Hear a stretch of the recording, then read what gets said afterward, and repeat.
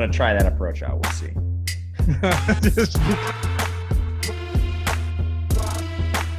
Welcome to Philly, man.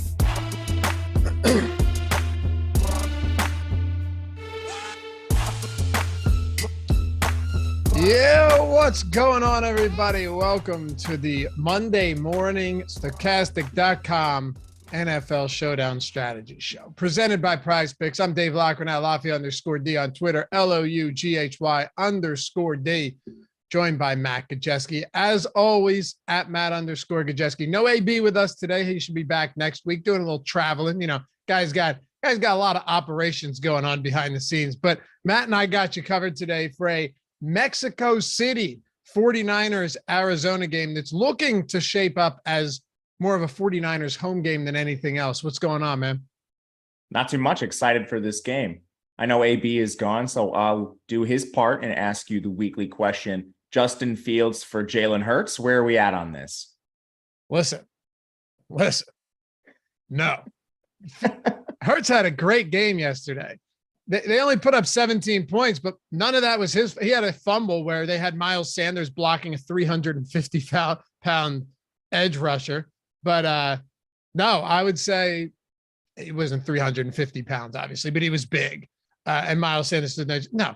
Jalen Hurts had a phenomenal game. Little come from behind, 2 touchdowns in the fourth quarter, Matt. Game-winning touchdown with a minute remaining. What can you say?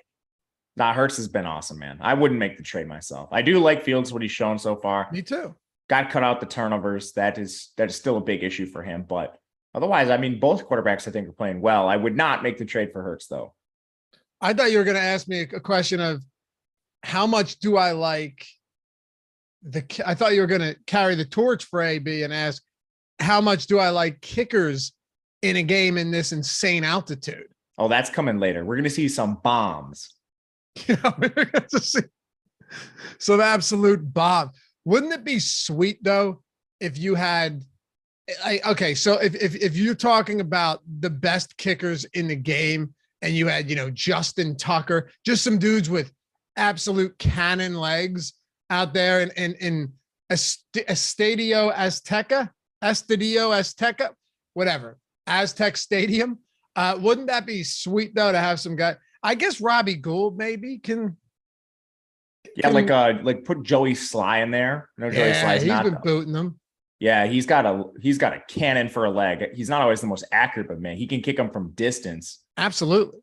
If I were to give you an over/under prop on longest attempted field goal today, what would you put it at? Like just even standard juice. What would you put it at?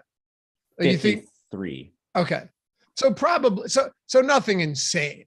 But what happens if it's a close game and and San Francisco's in a 4th and long situation with a shot to attempt like a 65-yarder? You might do it, man. The altitude is crazy. We see it in Denver to a lesser extent, but Mexico City is way higher than Denver. Like the balls are going to fly. Yeah, I know. I'm excited for this game. Hold on, I want to see what the actual elevation is. 7,000 something. It's really high. Yeah, 7,200 feet. It's so high in the air. Wow. Okay. Yeah, 7,200 feet. For reference, Mile High Stadium is 5,200 feet. Well, also very high.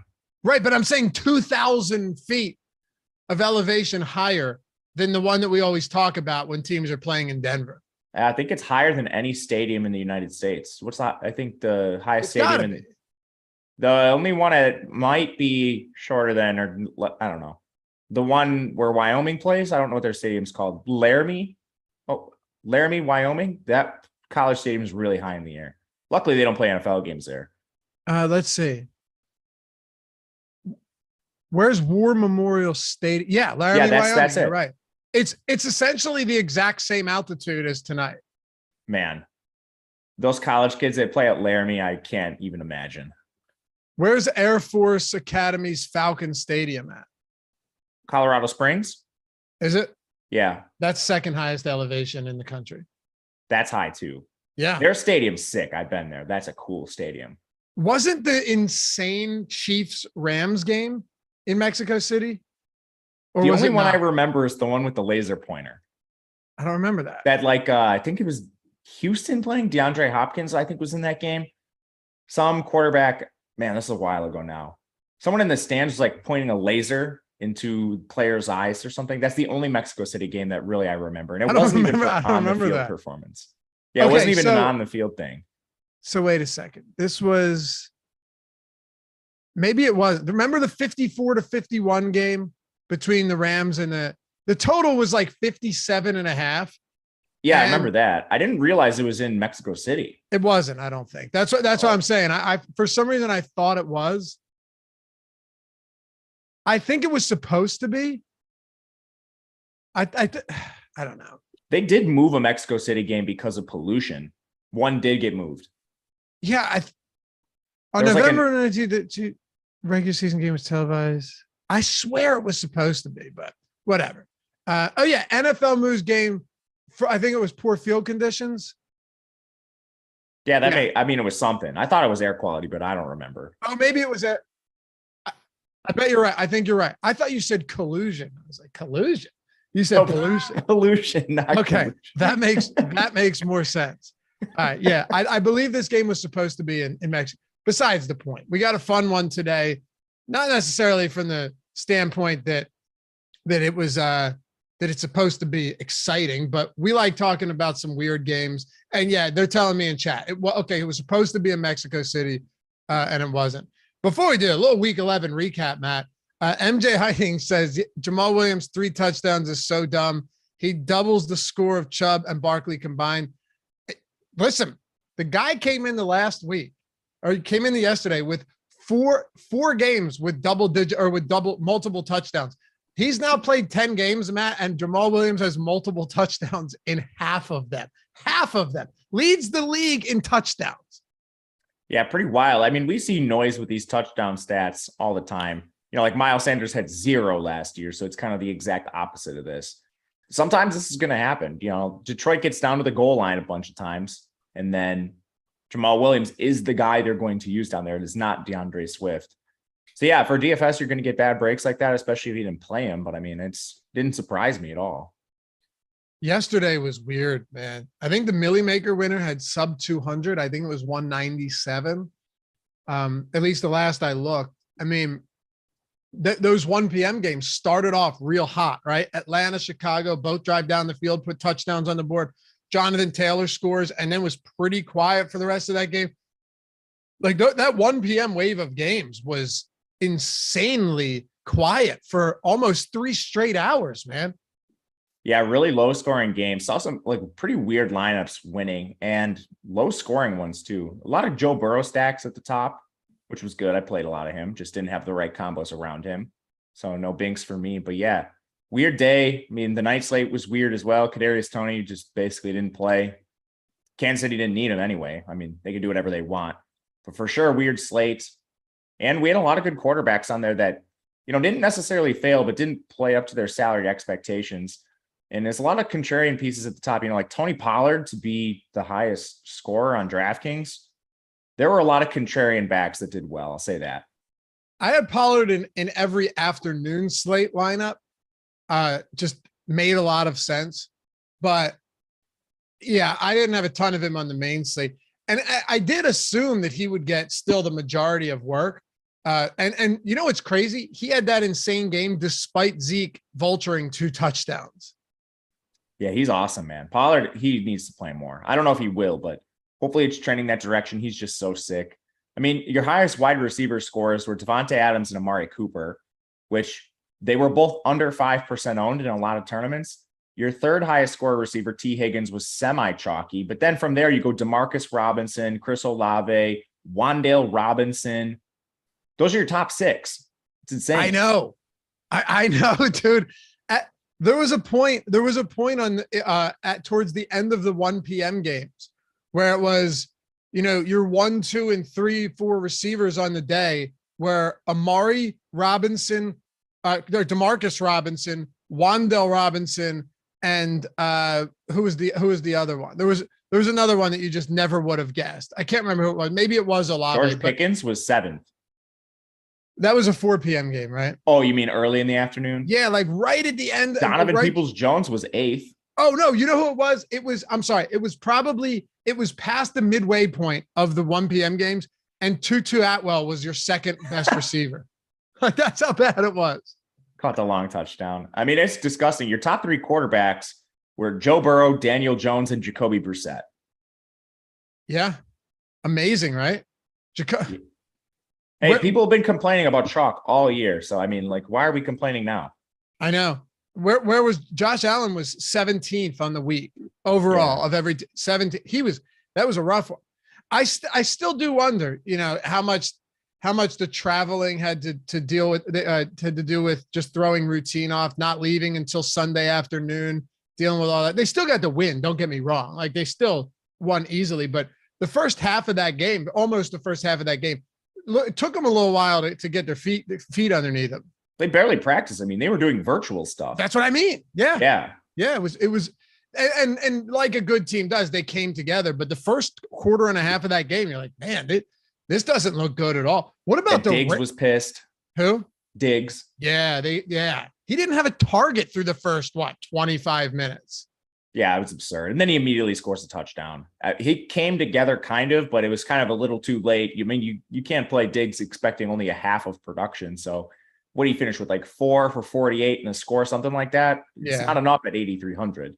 No, it's not even close to enough. And plus, in a lot of those lineups, you're stacking with Josh Allen anyway, so it doesn't matter. It's just a dead lineup. But two more things. One, you want to talk about just absolute underwhelming performance. Now, fortunately, I hammered the under in this game, but I wasn't willing to lay the points because you're looking at 12 and a half, 13 points. How about the Baltimore Ravens for most of that game being 0-0 or 3-3? There were some nasty games. That game was nasty. The New England game was really nasty. I mean, it was low scoring all around. This does happen late in the year. Sometimes elements. Traditionally, when teams face each other the second time within division, they're lower scoring. But I didn't expect it to this degree. Me neither, at all. There was a time where like the Eagles, Ravens, and Bills, all of whom were basically touchdown or more favorites, almost halftime, and they had a combined 6 points. So it was odd. Did you watch Red Zone? Yeah. Yeah, it was kind of rough yesterday for the Red Zone, trying to figure out where to go with these games. Yeah. No teams in the red zone. He's playing like 2nd and 10s at a team's own 40-yard line, and they just run it into their line. Yeah, a lot of that. Now that I think about it, you're right. There was, I'm wondering, like, why are they switch? Why are we watching this game? But nothing was happening. There were no red zone opportunities. You're right. Yeah, it was unreal. Zach Wilson, less completions than the team had punts. Egregious stuff. Wait, is that right? Someone tweeted it. I mean, I didn't verify, but. Oh my God. They asked Wilson, Garrett Wilson, afterwards, and he didn't mince words. He's like, what do we have? How many yards did we have? And one of the reporters is like, a little over 100. And he's like, yeah, that can't happen. We cannot let that happen anymore. Their offense stinks, man. Their defense is great. Their defense is good, but that offense stinks. And I guess it didn't matter if Nathaniel Hackett turned the play calling over to Kubiak, because Russell Wilson and company, what a disastrous performance that was again. Yeah, at some point, I mean, if you were rational, Zach Wilson would get benched, but they have a lot invested in him, obviously. But the play he's putting on the field it just really can't be justified at this point. Like, the offense was significantly better under whatever backup the last 2 years they've used, Flacco, Mike White. It's all been better than Zach Wilson. So at some point, I think you need to pull the Josh Rosen and cut bait. It's getting to that point. He's played a decent amount of football, and he hasn't shown any life. Zach Wilson has been so bad, but the problem is their defenses played well enough to mask that because they were getting wins.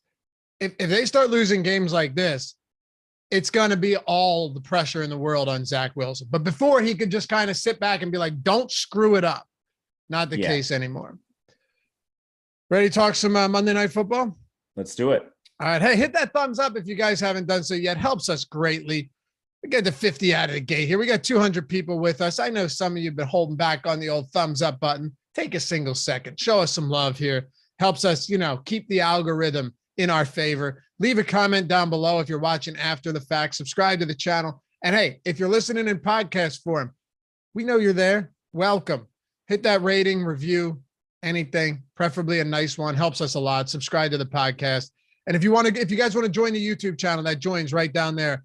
Get the free super chats each month, the custom emojis, the sweet badges, and we do stuff for our members along the way as well. You don't have to, but if you'd like to and support the channel, appreciate you. All right, so let's get into this, Matt. 49ers, the line here is kind of all over the place. On DraftKings, it's 8.5. Pinnacle, it's 8.5, but minus 117. Wow, okay. It just moved now. I'm assuming this means that Kyler Murray is not expected to play. It was 8.5 on DraftKings, just came off the board, came back on at 10. So it just came back on at 10 there. It was 9.5 at FanDuel, and now it's at 10. I just saw that move too. Yeah, saw some tweets. Kyler Murray not expected to play. There you go. So that changes a lot. I think the Niners rout them tonight, if we're being completely honest. At this point, yeah. I mean, the Niners have a complete team. They're solid on defense. They're coming together on offense well with Garoppolo. He's just surrounded by so many players where it's kind of like the Tua Tagovailoa effect. At some point, you surround a guy with superstars. He's just going to backdoor his way to productivity as long as he can manage a game. So they're awesome on offense, playmakers everywhere. They're healthy for the first time. Their injury report, it's almost non-existent. They've got one guy ruled out. The rest of them, very few even like questionable tags. This team's looking solid at this point.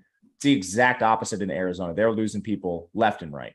They always, that Niners team always has an injury report just filled with red ink. And I was shocked, like you said, to see that there's like the offense is clearly the healthiest it's been all season. No doubt about it. And the defense is getting there too. Also, keep this in mind.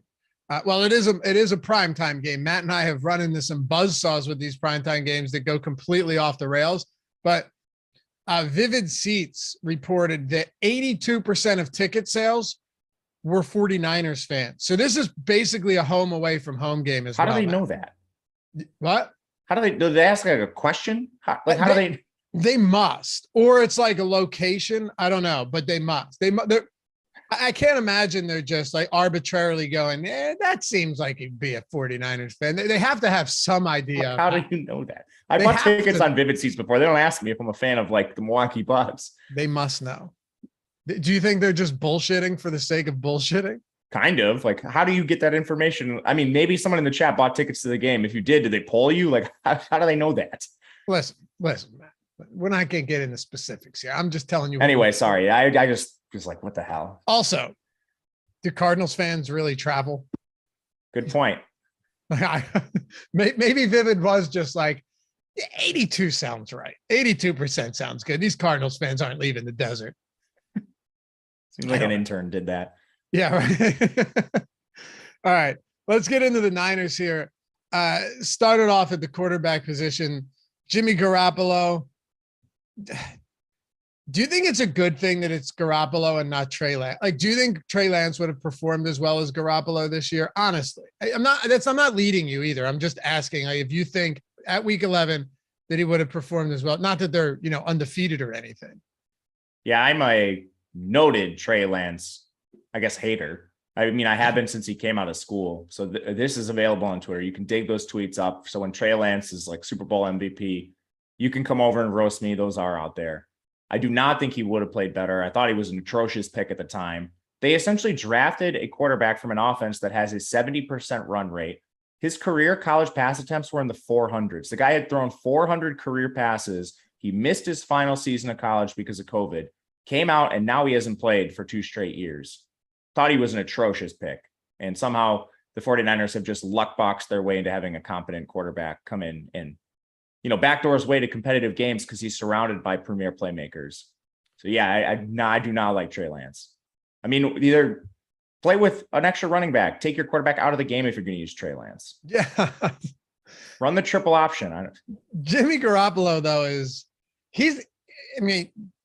they're so fortunate they didn't trade Jimmy Garoppolo because there's very few backups in this league that you'd rather have come in than Jimmy Garoppolo. I mean, they could win a Super Bowl with Jimmy Garoppolo. There's no doubt about it. I'm not saying they will, but they could. That said, he's not exactly a stellar fantasy option from week to week. Is he somebody today that you want to plug in? Because now let's not forget either that you do have Christian McCaffrey. Wait till we get into this running back position. It's strange, especially given Elijah Mitchell's work after returning from the IR. But it is interesting now, though, that while you have Christian McCaffrey and it could take away some of the responsibility as a quarterback, I don't really think it does. What interests me is the fact that they never throw to their running backs, but now Christian McCaffrey has 15 targets over his last 2 games. When's the last time you've seen a San Francisco running back with 15 targets over 2-game stretch? I can't even remember. They didn't do it. They never did it. Didn't matter who it was. Yeah, even going all the way back to like Carlos Hyde days, but you could go further back than that. I mean, you're right. They don't do it. Now, today, Jimmy Garoppolo, I think he's actually a solid play. He's Me too. cheap compared to some players that are even in his own offense, cheap compared to like DeAndre Hopkins on the other side. We don't have Kyler in the game anymore, who obviously has a ceiling. And again, Jimmy Garoppolo doesn't need to really be dynamic to pay off this price tag, which is low. He just needs to deliver the ball to his playmakers, let them do essentially what they do after the catch. He's just full of yard after catch monsters in the offense. You're definitely not scared of the opposing defense. They're massive favorites now, and he's severely positively leveraged. And I think he's going underlooked with Christian McCaffrey being so expensive and so owned on this slate. Like, it's hard to say this, but McCaffrey does have paths to failure in this game environment. And Garoppolo is going to touch the ball every single play. I think he is rock solid. And I mean, he's been very productive in his career. From an EPA basis, he's awesome. He's been to Super Bowls. And it's not like teams need a dynamic quarterback to win Super Bowls. We've seen Joe Flacco win Super Bowls. We've seen Nick Foles win Super Bowls. This is very much the team that's built with players that are stars around him. So I think Garoppolo very, very clearly in play for the captain. Me too, man. And that's what I was saying too. I don't want you guys to think I was saying something different than what I was. I was saying having the arrival or having the presence of Christian McCaffrey actually helps Garoppolo, because they're still going to run the ball a lot. I'm not saying that, but it gives you another playmaker in the passing game that you can dump off, a near 100% reception rate pass to, and he could take it to the house. You never had that element in this offense before, Matt, which it really does add another wrinkle to this team where, before Garoppolo, if he's producing touchdown passes, it's, not always, not like straight vertical downfield stuff, but you weren't getting it on dump offs to your running back. Right. I definitely agree with you wholeheartedly that McCaffrey's presence helps Garoppolo too. He's just a dynamic player. I mean, you want as many dynamic players around a quarterback like Garoppolo as possible. There's just an extra element in the run game. And McCaffrey does a lot of stuff as a receiver, to your point. It's not just dump offs out of the backfield. You'll see him run routes and cook linebackers and cook players that aren't supposed to be covering. So it just adds a dynamic element to more or less to Kyle Shanahan, because he's the one designing Garoppolo in these advantageous positions. But yeah, I think all the additions they've made to offense do help Garoppolo. Yeah, man. And if we're looking at San Francisco, we can just move down the list here. Looking at running backs, it's just a extremely interesting position now. And I thought that we would still see Elijah Mitchell involved when he returned. I had no idea. Anybody acting like they assumed that. Now, there were a lot of people that said they didn't think this would be a bell cow situation backfield. I totally agree with that. Definitely didn't expect to see Elijah Mitchell out carry Christian McCaffrey 18-14 last game. But ultimately it does kind of make some sense, because if you're in favorable game scripts and you don't have to run Christian McCaffrey till the wheels fall off, it's not the most insane thing ever. So I don't know, man. It's just a very, very interesting team that we're talking about right now. Christian McCaffrey played what, Week 7 was his first game, right? But he didn't really have, week 7 was his first game, but he wasn't, I don't even count that as anything. In the last 2 games that he's played, he's ran 42 routes. He's going to be on the field. I agree that there is a path to failure here. Like last game, he wasn't great. He was okay. But I do just absolutely love this pass catching involvement on a team that we weren't sure how they were going to deploy him.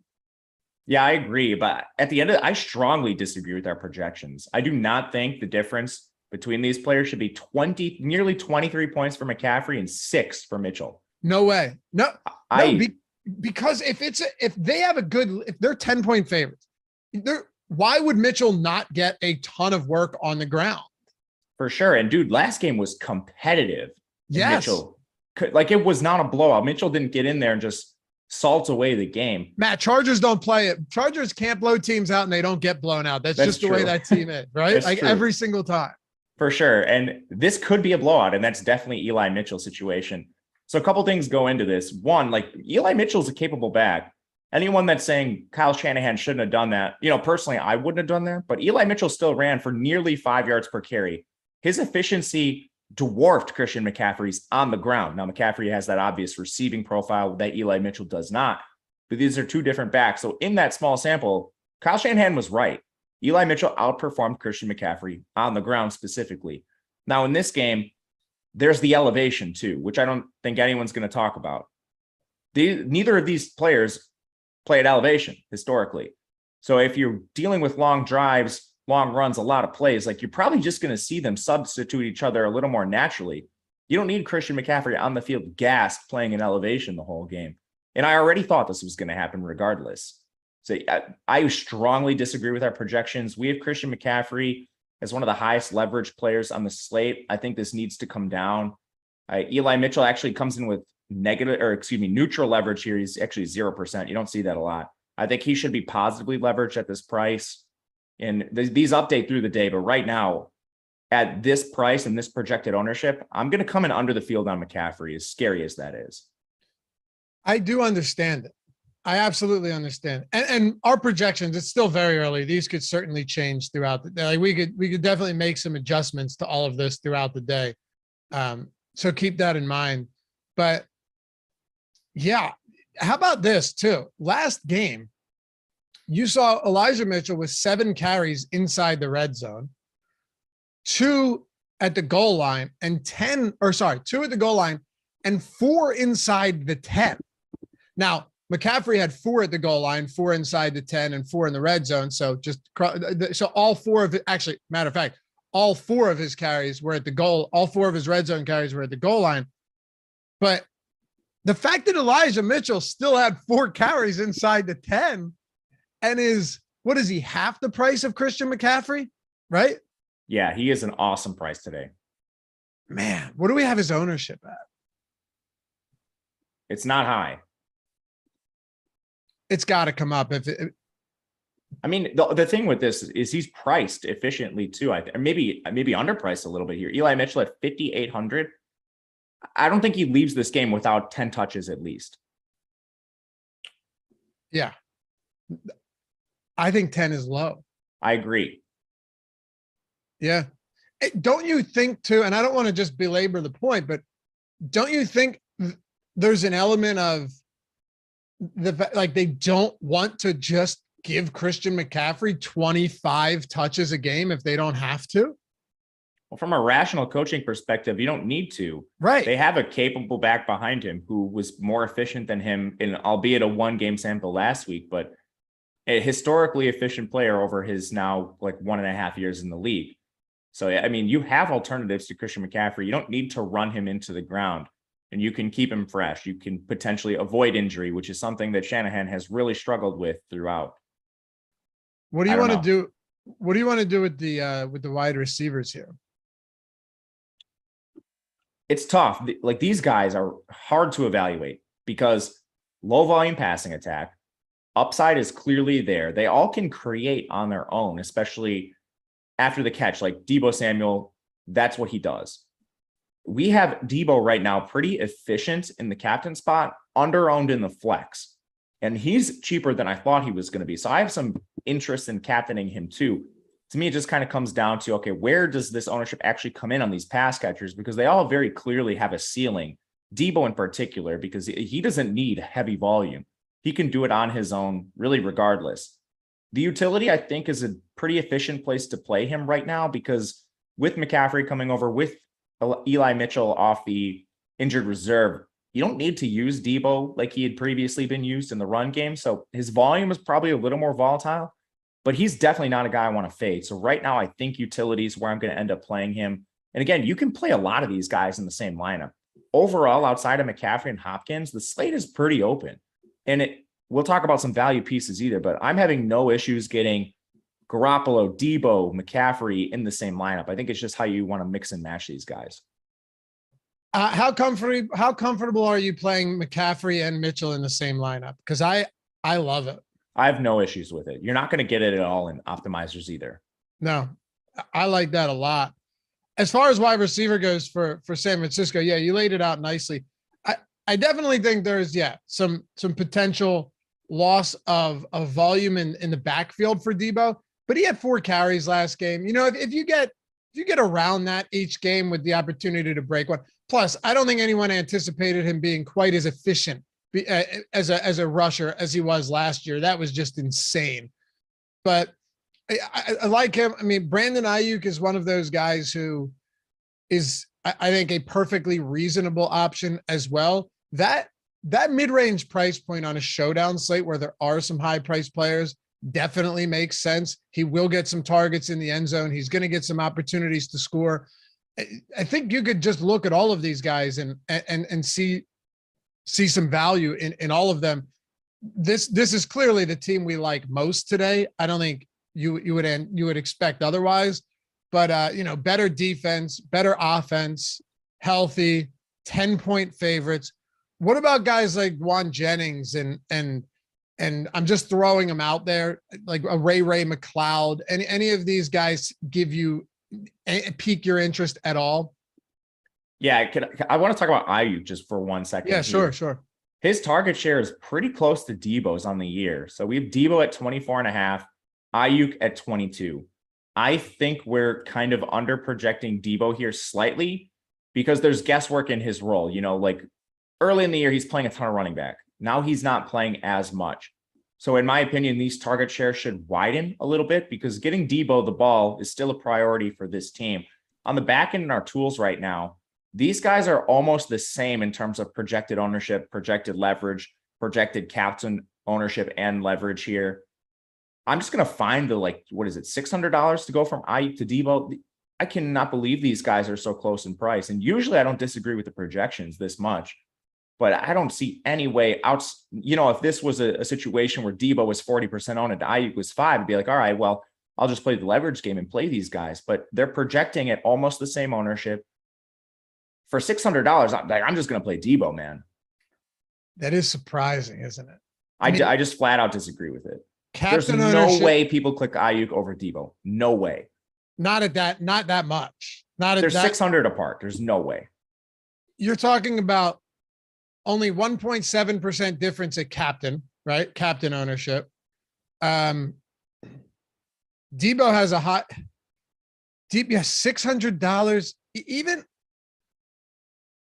you're right. Not a chance, man. No, you're right. I'll take out a loan on this. If Ayuk is even close to Debo in ownership, it can't be at $600 difference. It can't be. No, you're right. It can't be. That, yeah. Do you want to hit on not a better receiver, Kevin? Sorry. What did he say? Is Ayuk a better receiver? No. Ayuk's not bad. No, he's not. He's a great role player. He's a nice receiver, but Debo, listen, Debo is a top 3 versatile, dynamic, yards after the catch receiver in the league, really. If you just think, and listen, I'm saying in terms of you can use the guy anywhere. He can rack up insane yards after the catch, which we love for DFS because it doesn't need to be on deep balls. Say top 5. I think top 5 is fair to say, just in terms of versatility and ability to rack up big yards after the catch. Debo is one of the best in the league. Ayuk's good, but he doesn't have the same skill set as Debo. He just doesn't. Maybe I'm wrong on this, dude. People in the chat are saying they'll play Ayuk over Debo. There's a chance that I'm wrong all the time. So if our ownership projections are correct, I'll say it this way. If Debo and Ayuk have almost the same ownership tonight, I'm probably going to lock Debo. And if it's, and I trust our tool, so I'll look at this closer to, 6 or 7 p.m. when I build my lineups. If it's different, then I might consider Ayuk as a leverage play. But if it is close to the same ownership, I'm just going to straight lock Debo. Play him in the captain. Doesn't matter. We cannot believe their ownership is this close. And hopefully it comes in this way because that might be a spot for leverage here. Yeah, and maybe it is just the fact that they've been so close in production this season. Yeah. I think ultimately, though, maybe people look at this and say, okay, he's cheaper. Debo's not getting, a lot of a ton of volume. It's always tough to get to that mute button when you got to sneeze, a rogue sneeze coming on. Yeah, maybe people look at that, but I don't know. The truth now is that, okay, so this is how I see it. I'll finish with this because I agree with you. I think what people are going to see, Matt, is that that Ayuk, and this is how I could see ownership being closer than we think, but it shouldn't be. People are going to see target share be very similar recently.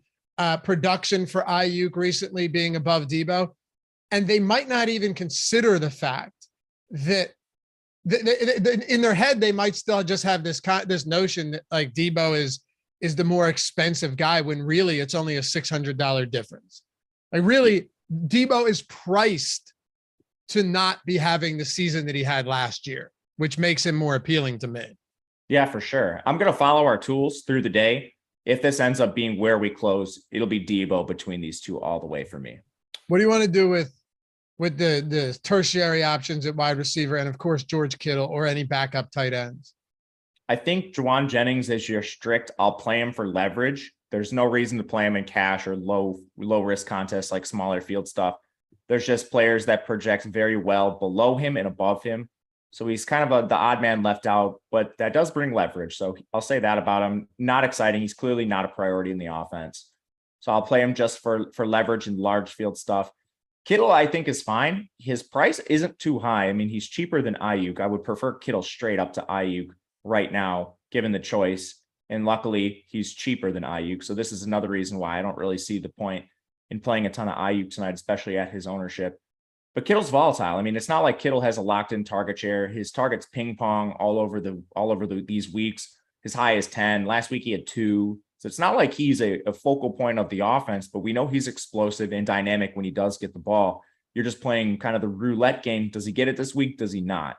And if you want to look at matchups, like it's phenomenal for him. Arizona cannot defend tight ends. The question is that there's so many playmakers in this offense that can beat this Arizona defense. I don't know which way Kyle Shanahan decides to go.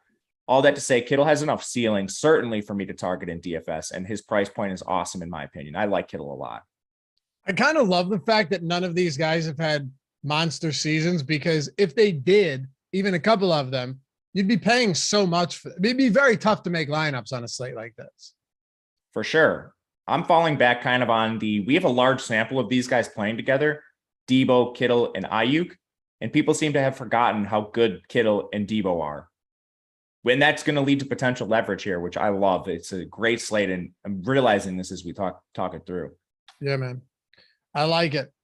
And for everyone that's saying that Kittle's just, straight blocking, I understand why, because he is a good blocker, which is a benefit and a detriment.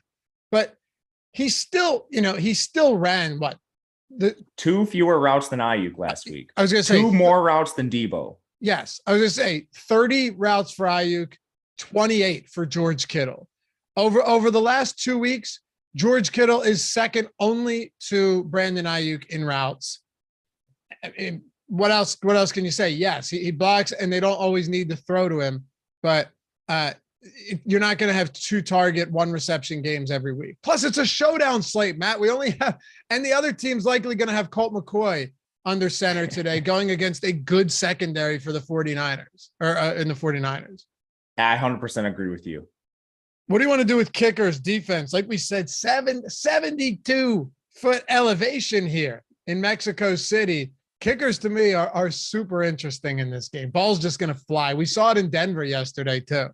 100% agree. Low total in the game too. That makes me like kickers a little more.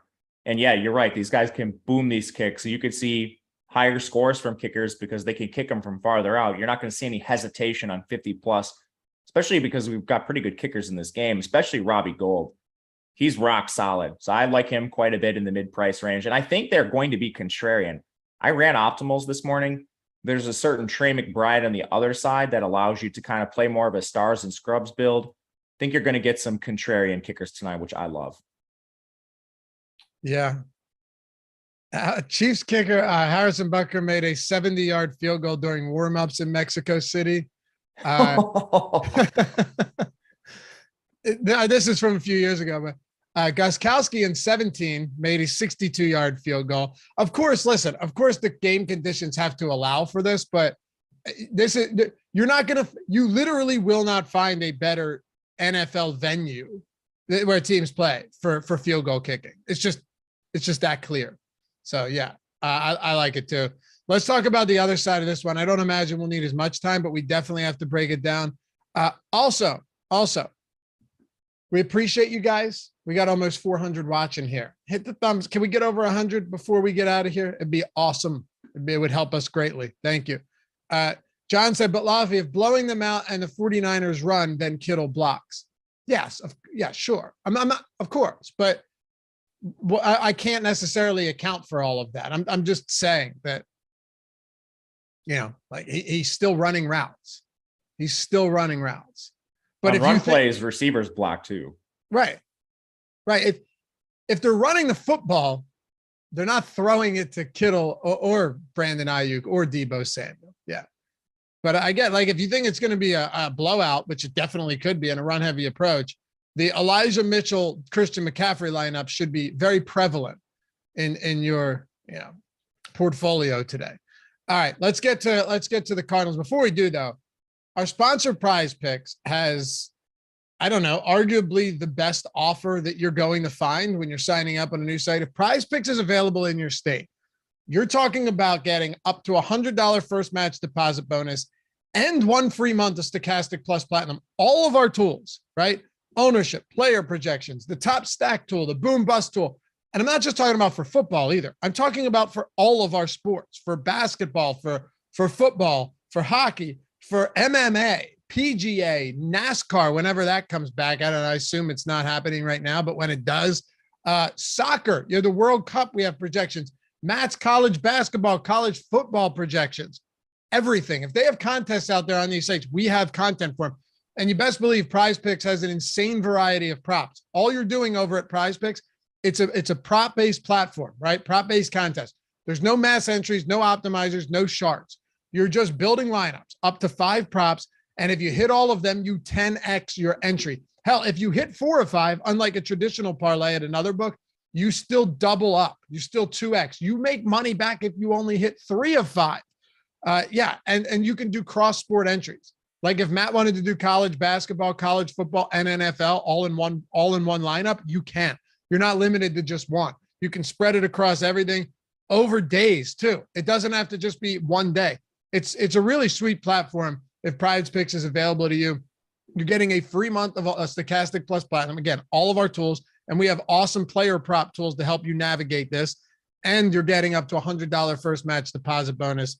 Check it out if you haven't done so yet. You got to use the link in the description though. You got to use the link in the chat. If you're watching live right now, Mike can throw it in there.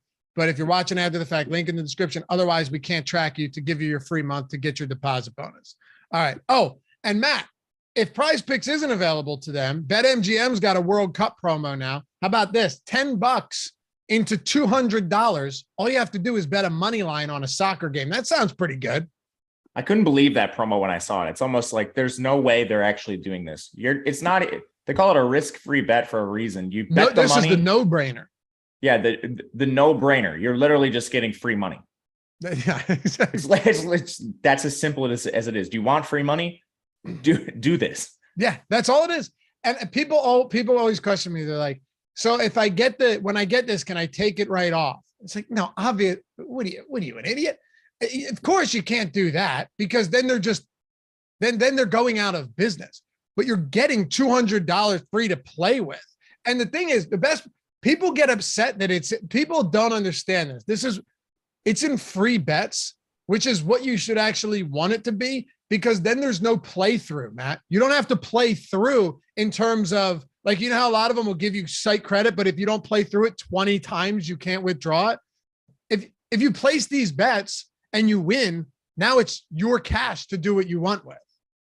Yeah, I mean, what I would recommend is take your free bet or take your free money here, use our tools, make some really plus EV bets, and then withdraw your money if you want to. Or what I would do is keep playing. That's what I would do too. Obviously, Obviously, I'd just try to build it up. But yeah, the link's in the description. Mike, throw that in chat too. Just bet a money line. And I'll tell you guys straight up, it says if any team scores, and I know soccer is low scoring. It's actually not if any. That's just the language to entice people. You get it anyway. Even if no team they're going to score. But even if no team on the entire day scores, you're still getting the $10 into $200. It's 4 $50 bets that you didn't have before. It's insane, dude. If MGM's available to you, take advantage of that. Link's in the description. Link is in the chat. Just place a pregame money line bet on any soccer game in the World Cup. Turn 10 into 200. All right. You ready to talk about the Cardinals here? Yeah. We're definitely running a little late because one team is just so much more to talk about. Assuming that it's McCoy, and it looks like it will be, what are you doing with him today at his price point? He's a tough priced player to get to. By the way, he's the same price as Garoppolo. Yeah, that's exactly what I was going to say. So in a 1-for-1 situation, no, it's fine. It's the only really key talking point with McCoy. In the 1-for-1 situation, cash, low risk contest, you're playing Garoppolo. If you're just looking for the leverage, you play McCoy. It depends how big your tournament is. If it's large, I think you can go McCoy. Otherwise, there's no question. I'd rather play Garoppolo. Agreed. There's not even much more to it than that. I mean, as a passer, they're running the same offense. He threw 37 times and barely got over 200 yards. They just run this little dink and dunk offense. He's not very mobile. So it's like, you're probably getting a decent floor and very little ceiling unless they throw 3 scores, which according to the spread and game total is not likely. And listen, I think you would agree with me on this. What they did last week against a completely lifeless LA Rams team should not be indicative of what we see tonight. Right. And so for the guy, Colt McCoy here, who's throwing 37 times, completing 70% of them and still getting 238 yards, you know how much PPR value there is in your receivers there that could just straight up outscore him? The receivers are way more interesting. That's a great point. Yeah. Like you could see Hopkins with 8 for 50 and easily outscore Colt McCoy. Yeah. Just straight up 8 targets, 8 or whatever, 8 PPR receptions, and then whatever he gives you yardage wise. Yeah. It could, that is the biggest question. Like, what do you want to do with DeAndre Hopkins? He had, even with McCoy last week, this is actually very similar to what you were just saying. He didn't have a massive game. He didn't score. He didn't have 100 yards, but he had 10 for 98 on 14 targets. Yeah, it's very easy. What I want to do with him is play him. Okay. Fair enough. Yeah. Fair enough. Is there any, and by the way, Marquise Brown is not expected to be activated or from the IR. So there's always a way. I hate when I say it's my own fault, obviously, when I'd be like, is there any way this happens? It seems so unlikely that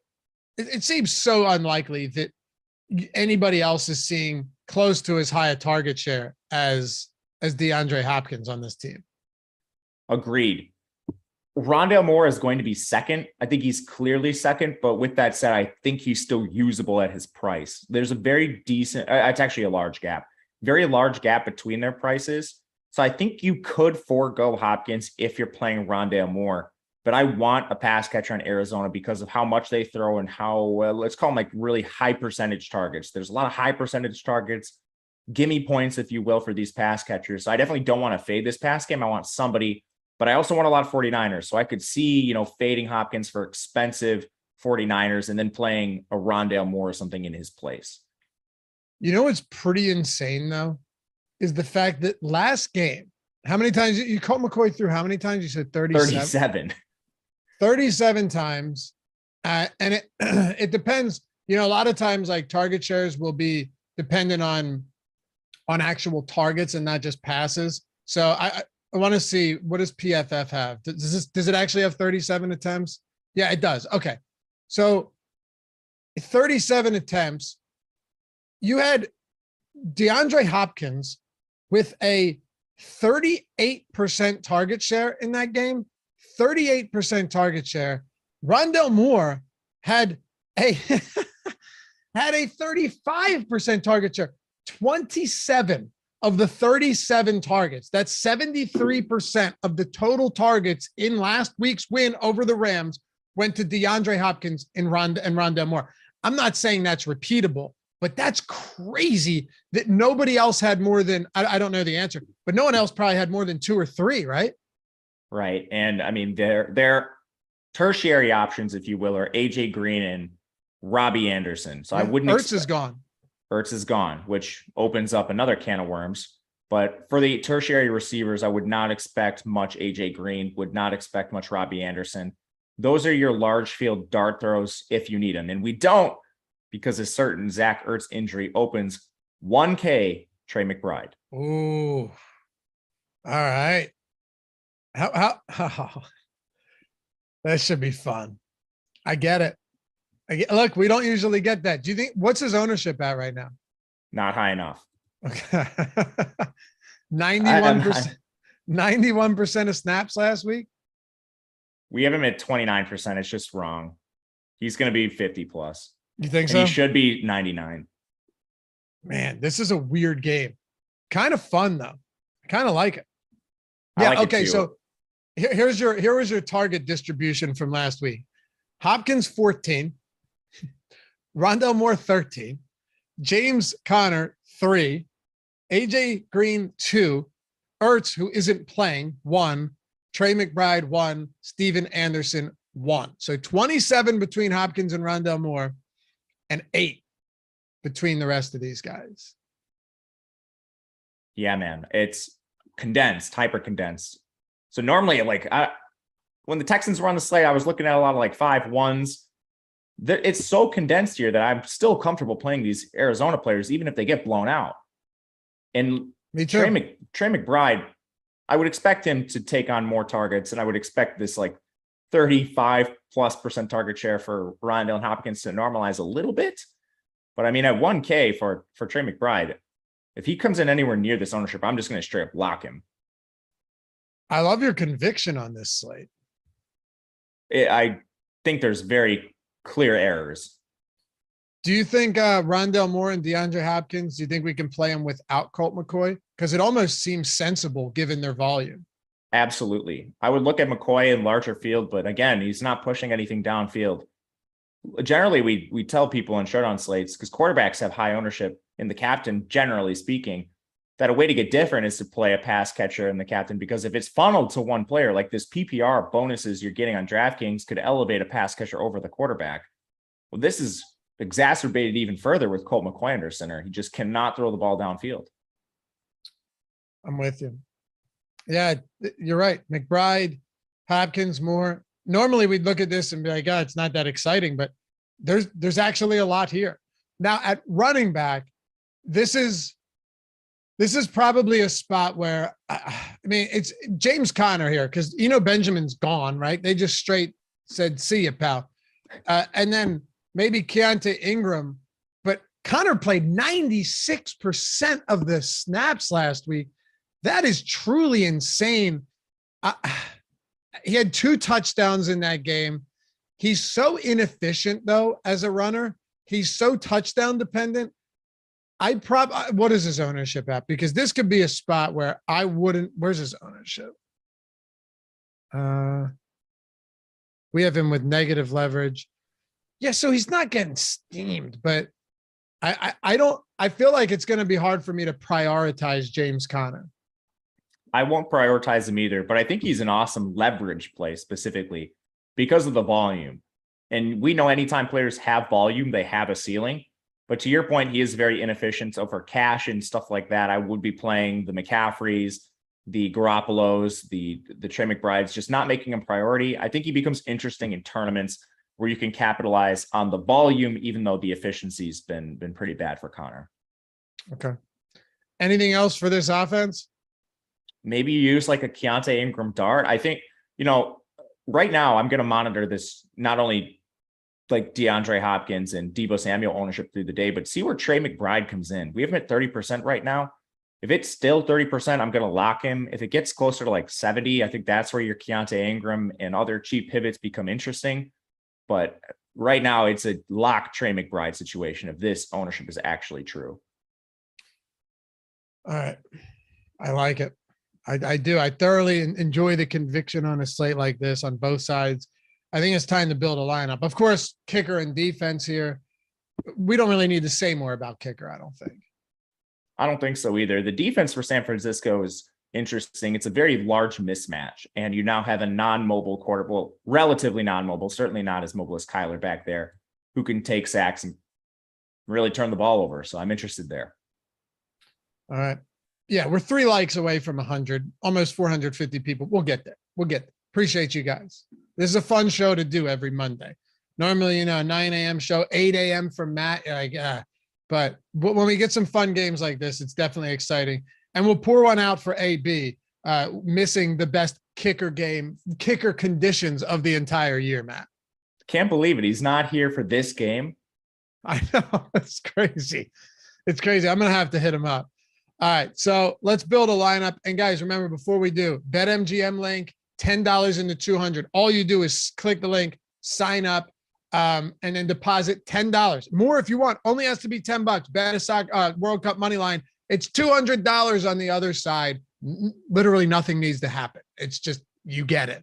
And then Prize Picks, up to $100 first match deposit bonus and a free month of Stokastic Plus Platinum. Shit, if you have both of them in your state, you're getting the deposit bonus, you're getting the 200, and you're getting the free month of Stokastic. If you only have one, you'll be happy. There's a few states that have none of them.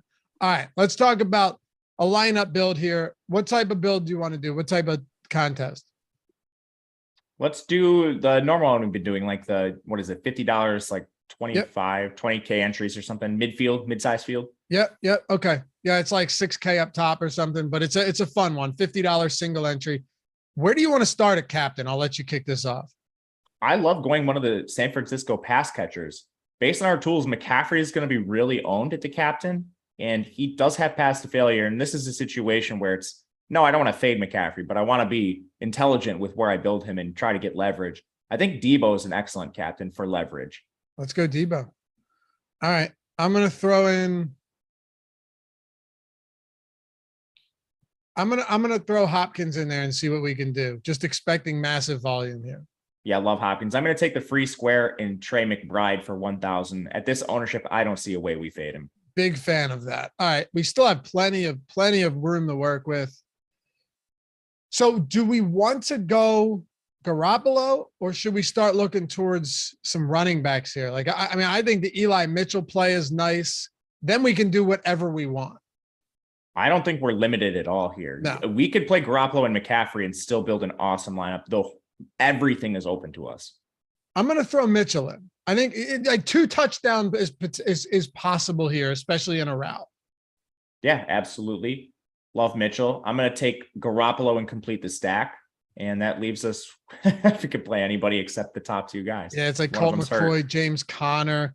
Let me see what happens if I play McCaffrey instead. That gives us 53. Anything you like? Oh, we could go Robbie Gould. Oh, I like that.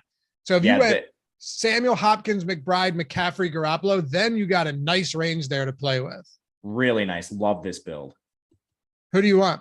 Let's go Gould. Let's do it. I love it. That's all right. This kind of reflects what we were talking about. Love it. Hey, appreciate you guys hanging out with us as always. NBA Strategy Show, Josh and Adam coming up right now. Follow Matt at Matt_Gajewski. Check out all of his work for college and college football, basketball, all of it on the Odd Shopper channel and the projections at Stokastic. 3 free days if you want for all of our NFL tools as well. Links down there in the description. I'm at Loughran_D, LOUGHY_D. Shout out to Mike for producing this one, and we'll see you back here for Thursday. Well, no, we won't. That's Thanksgiving. If you're not going to come back with us at any time in the coming days, have a great Thanksgiving. Peace.